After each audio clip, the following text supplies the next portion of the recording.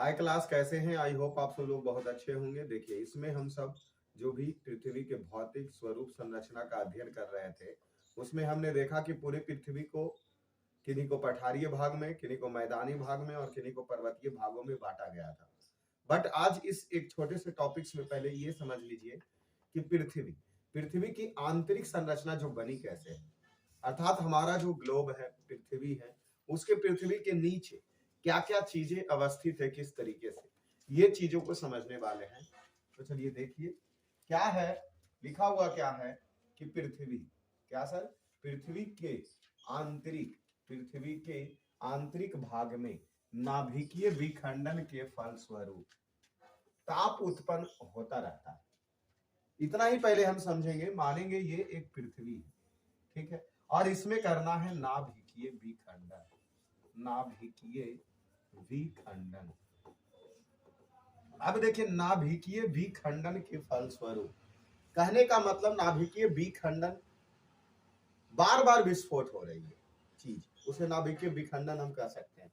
जैसे एक टमाटर का एग्जांपल ले और टमाटर को रोड पे फेंक दे, सड़क पर, और इस पे से ट्रक पार हो जाए, और जब ट्रक के चक्का पार होगा तो उसका इतना खंडित टुकड़ा में वो फैल जाता है, अनगिनत टुकड़े में फैल जाते हैं। उसी को नाभिकीय विखंडन हम समझ सकते हैं उस तरीके से। इसी प्रकार पृथ्वी, अर्थात ये जो हम पृथ्वी बनाए, इसके आंतरिक भाग बोले तो अंदर में नाभिकीय विखंडन के फलस्वरूप ताप उत्पन्न होता है। मतलब इसके अंदर क्या उत्पन्न होता है? ताप उत्पन्न होता है पृथ्वी के अंदर, और चट्टाने पिघलने की स्थिति में आ जाती है। पृथ्वी का अंदर का भाग अगर देखें तो आप इस तरीके से ऐसे ऐसे कई चट्टानों से मिलकर के बने होंगे, और ये जो चट्टान है वो पिघलने की स्थिति में आ जाएंगे। कब? जब पृथ्वी के आंतरिक भाग में नाभिकीय विखंडन होगी, ताप उत्पन्न होगा, और उसके आंतरिक भाग में जितने भी चट्टान है वो पिघलने के कगार पर आ जाएंगे, और पिघली चट्टान संवहनीय धाराएं उत्पन्न करेगी। जाहिर सी बात, जब ठोस द्रव का रूप ले लेगा तो संवहनीय धाराएं बहता जाएगा पानी की तरह, उसी तरीके से ये बहना शुरू कर देता है, ठीक है, और जो भूपृष्ठ को आघात पहुंचाती है। जाहिर सी बात, अब अगर पृथ्वी के अंदर ये जो चट्टान था वो पिघला है, और पिघला अगर पदार्थ है तो इसके ऊपरी परत पर आघात पहुंचाएगी। ऊपरी परत पर क्या पहुंचाती है? आघात पहुंचाती है, बोले तो चोट पहुंचाती है। कहने का मतलब ये हो कि एक बोतल में हम पानी लें, ठीक है, अब उस बोतल में पानी, अंदर द्रव है, और वो पानी क्या बोतल के सतह पर घात नहीं लगाएंगे, बल नहीं लगाएगा, उस बोतल पर भी बल लगाएंगे। सेम टू सेम वही चीज कि पृथ्वी के आंतरिक भाग में नाभिकीय विखंडन होने से ताप उत्पन्न होती है, और वह ताप ठोस चट्टानों को पिघला करके एक संवहनीय धाराएं उत्पन्न करती है, जो पृथ्वी के ऊपरी सतह पर घात पहुंचाता है, अर्थात चोट पहुंचाती है, ठीक है, ये पॉइंट्स यहाँ, और उसे खंडित कर देती है, अर्थात ये चट्टान को भी तोड़ने का क्या करेगा? प्रयास करेगा, क्योंकि अंदर ताप अत्यधिक है, एकदम मैग्मा, लोहा का पिघला हुआ पदार्थ के जैसा अगर बहाव हो तो वो तो चोट पहुंचाएगा ही ना पृथ्वी के ऊपरी परतों पर, ठीक है, ये इसमें समझना था। चलिए और आगे कुछ बताइए सर इसी के बारे में। तो ये देखिए, जो हम आपको बतला रहे थे, अभी समझा रहे थे, कहने का मतलब ये पृथ्वी का बाह्य भाग हो गया, ये पृथ्वी का बाह्य भाग हो गया। फिर यहां भी देखिए, ये सब चट्टाने हैं, आप समझ सकते हैं ये सब क्या है? चट्टाने। इसके अंदर जितने भी ये रेड, ये तो एकदम लोहा, क्रोड अर्थात केंद्र हम सब कह सकते हैं इसको, ये जितना भी चीज है यही पिघला हुआ मेटल, धातु जितना भी, ये क्या इस पर चोट नहीं पहुंचा रही है? ये इधर चोट नहीं पहुंचा रही है, इधर चोट नहीं पहुंचा रही है, ये इधर उधर ट्राइबल कर रही है, नहीं कर रही है, तो यही चोट पहुंचाती है पृथ्वी के चट्टानों को। सेम टू सेम स्थिति यही चीज, ये रहा पृथ्वी का, ठीक है, ये पृथ्वी का ऊपर भाग पहाड़, नदी, हिमालय, और इसके अंदर में पिघला हुआ पदार्थ हो गया। क्या यहाँ पे चोट नहीं पहुंचाएगा? अगर गलती से यही से ये निकलना शुरू हो जाए लावा, इसी को हम सब ज्वालामुखी कहेंगे। इसी को क्या कहेंगे? ज्वालामुखी कहेंगे। जिस भाग पर पृथ्वी का कमजोर होगा वहीं से निकल जाएंगे। देखिए अंदर में धाराएं बह रही है इस तरीके से, संवहनीय धाराएं, वही धाराएं जो पदार्थ पिघला हुआ था, ये पृथ्वी के आंतरिक भाग के बारे में हम आपको बतलाएं। ठीक है, आई होप आप सब लोग ये समझे होंगे। अब आते हैं प्लेट के बारे में समझने का प्रयास करते हैं कि जो हमारा पृथ्वी है, हमने अभी बोला पृथ्वी के अंदर ताप के कारण अर्थात नाभिकीय विखंडन के कारण बहुत सारे ताप उत्पन्न होती है और वह ताप पृथ्वी में चट्टानों को पिघला देती है। ठीक है, अब वही पिघला हुआ चट्टान पृथ्वी के ऊपरी परत पर घात चोट पहुंचाती है संवहनीय धाराएं के कारण। वो प्लेट अर्थात पृथ्वी पर कितने ऐसे प्लेट हैं जिन पे जीवन संभव है, स्थल है, हम आप पेड़ पौधे जीव जंतु मनुष्य कोई भी प्राणी अवस्थित है, ये कितने प्लेट में पृथ्वी को बांटी गई है? तो ये पृथ्वी को 7 प्रमुख प्लेट हैं। 7 प्रमुख प्लेट हैं। नंबर पहला प्रशांतीय भूखंड, दूसरा उत्तर अमेरिका भूखंड, तीसरा दक्षिण अमेरिकी भूखंड, चौथा अफ्रीकी भूखंड, पांचवा यूरेशियाई भूखंड, छठा भारतीय प्लेट और सातवां अंटार्कटिक भूखंड। आसान, याद करना काफी आसान है। एक नाम आप ऊपर से याद कीजिए, प्रशांतीय भूखंड एक हो गया, 2 दक्षिण वाला हो जाएगा, एक उत्तर अमेरिकी और दूसरा दक्षिण अमेरिकी, 3 ऐसे याद हो गया। पहला कौन? प्रशांतीय भूखंड, दूसरा कौन? उत्तरी अमेरिकी भूखंड, तीसरा दक्षिणी अमेरिकी भूखंड, 3 कंप्लीट, चौथा अफ्रीका, पांचवा यूरेशिया, फिर छठा भारतीय और सबसे लास्ट अंटार्कटिक और यूरेशियाई हो गया कंप्लीट। कैसे कैसे? पहला प्रशांतीय भूखंड, दूसरा उत्तरी अमेरिकी भूखंड, तीसरा दक्षिणी अमेरिकी भूखंड, चौथा अफ्रीकी प्लेट, पांचवा यूरेशियाई प्लेट, छठा भारतीय प्लेट, सातवां अंटार्कटिक भूखंड। ये इस प्रकार से 7 प्लेट है पृथ्वी पर। टोटल प्लेटों की संख्या प्रमुख 7 प्लेट कितने हैं? 7 है। प्रमुख 7 प्लेट है। अब आते हैं इनमें से इसके बारे में समझने का प्रयास कुछ करते हैं हम। यहाँ क्या कि करोड़ों वर्ष पूर्व, अर्थात कहने का मतलब है ये बहुत आसान तरीकों से समझे जा सकती है कि करोड़ों वर्ष जो पूर्व भारतीय प्लेट थे वो दक्षिणी गोलार्ध में थे। कहने का मतलब सर, हम यहाँ पर वर्ल्ड मैप बनाने का प्रयास करते हैं।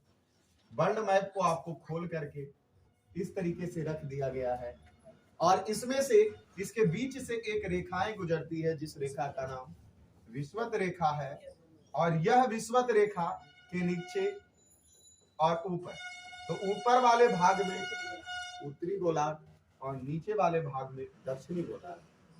भारत जो आज यहाँ पे स्थित है वो पहले दक्षिणी गोलार्ध में स्थित था। यही चीज ये कह रहा है, पहले इसको समझ लीजिए। करोड़ों वर्ष पूर्व भारत की स्थिति दक्षिणी गोलार्ध में थी, ठीक है, जिसमें गोंडवाना भूमि, जिसे क्या गोंडवाना भूमि नाम दिया जाता है। मतलब भारत का जो प्लेट था वो दक्षिणी गोलार्ध में था, जिसे गोंडवाना भूमि के प्लेट के नाम से हम जानते हैं। ठीक है, फिर क्या कह रहा है? भूप्रवाह की संवहनीय धाराएं के फलस्वरूप आद्य जगत में यह खंडित हो गए। बोले तो करोड़ों वर्ष के बाद यह प्लेट क्या होकर खंडित होकर बिखर जाता है। ठीक है, और यह भारतीय भूखंड उत्तर की ओर, अर्थात यही प्लेट गोंडवाना भूमि का ही प्लेट खिसक कर भारतीय भूखंड प्लेट उत्तर की ओर खिसकना शुरू होता है। अर्थात यहां से ये उत्तर की ओर खिसकना शुरू होता है और विशाल यूरेशियाई भूखंड से टकराता है। यहाँ पर यूरेशियाई प्लेट है जिससे क्या होंगे? टकराएगा। यह घटना 5 से 7 करोड़ वर्ष पूर्व की है।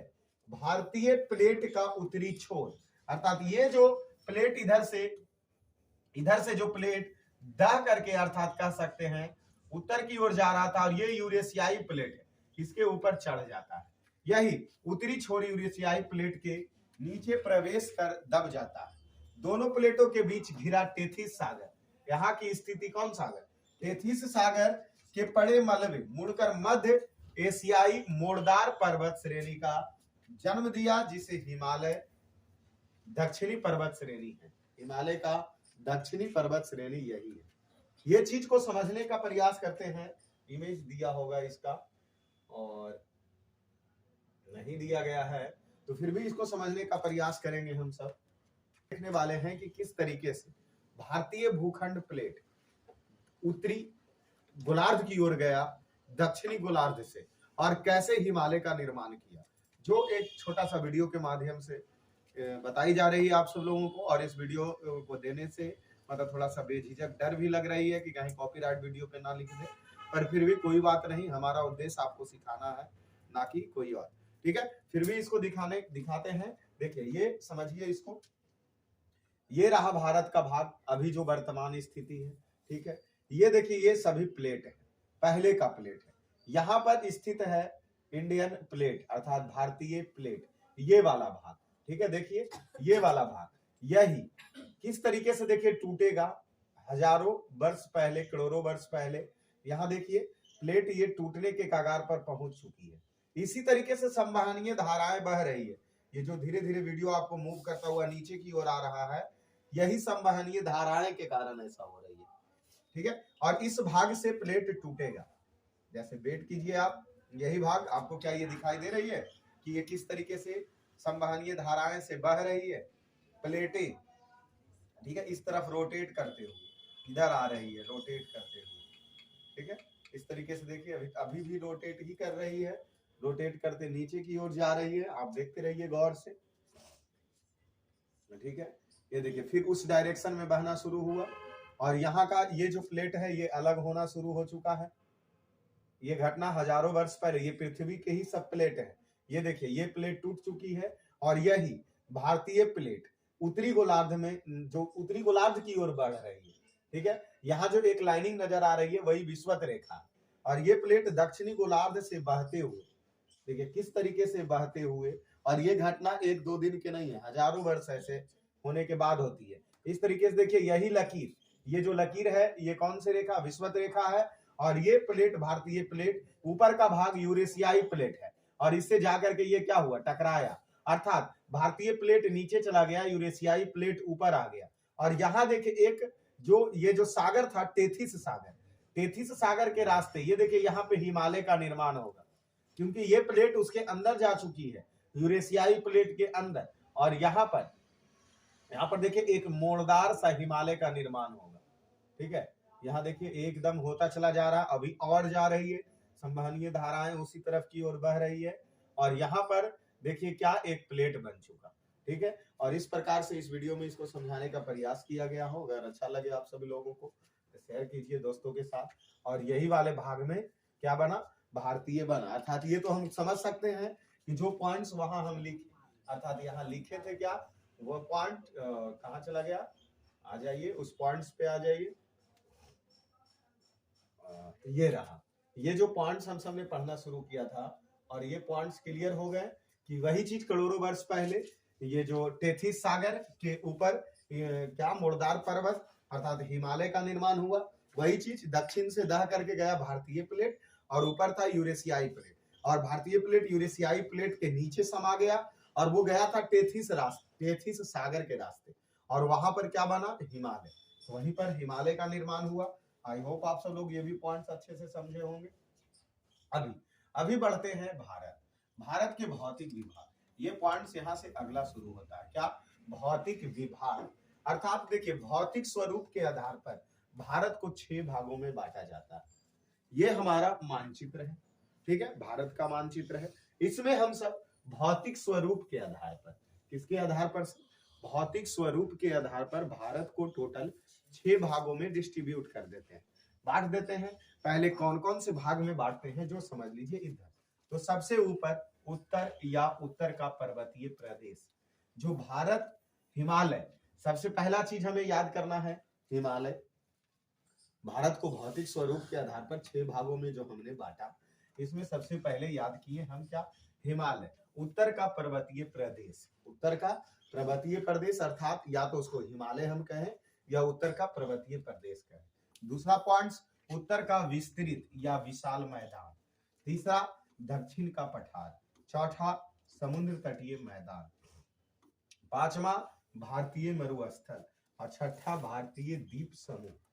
ये 6 भौतिक स्वरूप के हिसाब से भारत को बांटी गई, और ये इसका मैप पे रहा। अर्थात इधर का जो भाग है, ये जो भाग है, अर्थात आप समझ सकते हैं यहाँ एक कलर से, जो आपको ये कौन से कलर से, ये वाला भाग जो दिखाई गई है, और ये भाग ये क्या है? हिमालय है। यही भाग में क्या है? हिमालय है। और इसको हम सब याद कर सकते हैं। नंबर पहला, अभी 6 वो याद करना है। नंबर पहला हिमालय या उत्तर का पर्वतीय प्रदेश, उत्तर का पर्वतीय प्रदेश।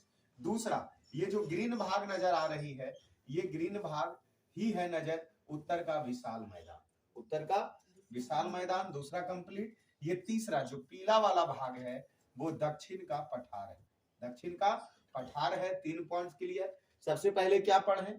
ऊपर में हिमालय, ऊपर में हिमालय। दूसरा उत्तर का विशाल मैदान। तीसरा दक्षिण का पठार, दक्षिण का पठार। चौथा समुद्र तटीय मैदान। ये जो भाग है, ये जो भाग हम दिखा रहे हैं, ये समुद्र तटीय मैदान है, समुद्र तटीय मैदान। 5 कंप्लीट, नहीं 4 कंप्लीट। और 5वां ये जो भाग है वो भारत का मरुस्थलीय भाग, भारत का मरुस्थलीय भाग। और एक बचा ये सब द्वीप समूह, अंडमान और निकोबार के भाग क्या बचे? द्वीप समूह। अर्थात देखिए, इसको समझने का प्रयास कैसे हमने किया, कैसे याद किया। तो सबसे पहले हम देखें उत्तर का हिमालय बोल सकते हैं या उसे हम सब उत्तर का पर्वतीय प्रदेश। एक कंप्लीट हिमालय या उत्तर का पर्वतीय प्रदेश। दूसरा उत्तर का विशाल मैदान। तीसरा दक्षिण का पठार। चौथा समुद्र तटीय मैदान। 5वां मरुस्थल और छठा द्वीप समूह। इस तरीके से भौतिक स्वरूप के आधार पर भारत को हमने 6 भागों में क्या कर दिया? बांट दिया। और अब हम सब यहाँ बारी बारी से, अर्थात यहाँ बारी बारी से एक क्लास का क्या करेंगे? अध्ययन करेंगे। सबसे पहला हम सब करेंगे हिमालय का या उत्तर का पर्वतीय प्रदेश अर्थात हिमालय। इसका हम सब विस्तृत से क्या करने वाले हैं?